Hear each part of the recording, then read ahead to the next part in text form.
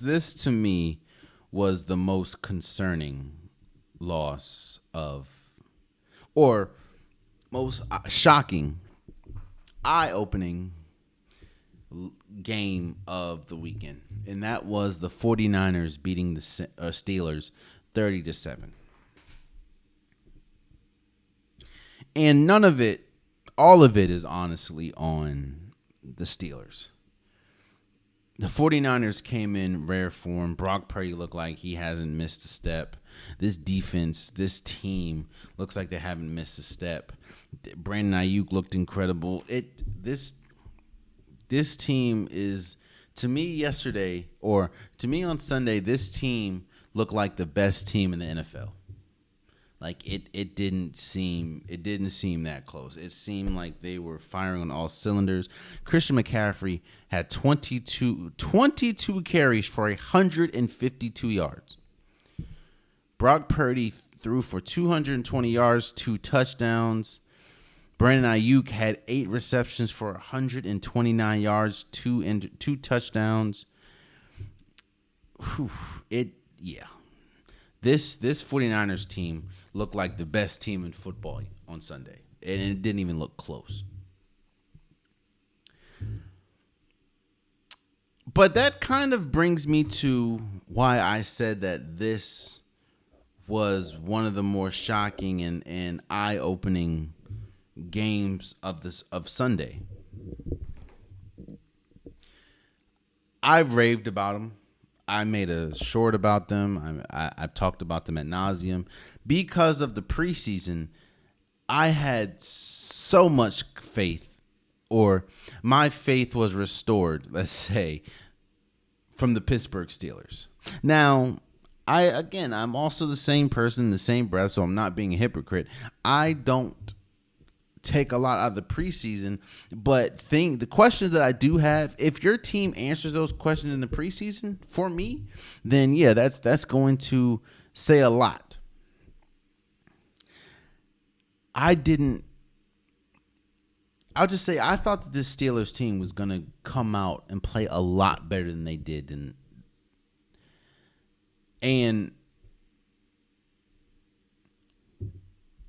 the question marks that I had about every single person on the Steelers team, I thought was answered in the preseason, but matriculated or reared its head game one. Kenny Pickett looked terrible.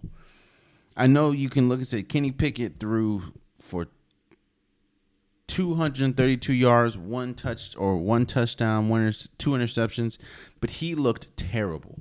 He looked just lost. This offensive line looked terrible. Najee Harris looked this entire team outside of TJ Watt looked terrible.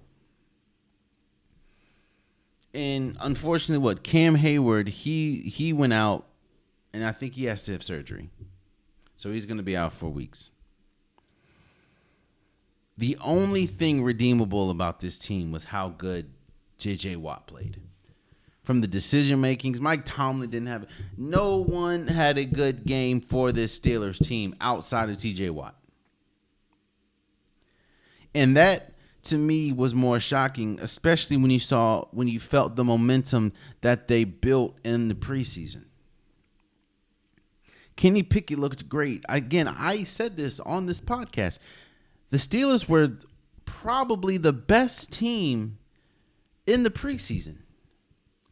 And they came out and looked arguably like the worst team in football week one. Now, again, I'm going to continue to preference myself in saying that this is just week one. And playing the 49ers week one is a tough out for anyone, especially a 49ers team that looked as good as they looked. But it was shocking to me how bad this team looked. And honestly concerning, especially when they looked on Sunday, they looked a lot more like they did majority of the season last year than they did in that preseason.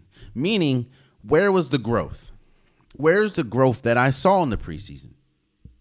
Again, this could just be week one and it was just a tough opponent, but how do you expect to contend for anything if you can't beat the opponent that you're facing. You know what I'm saying? So again, I'm not gonna jump to rash conclusions, but that was a terrible loss.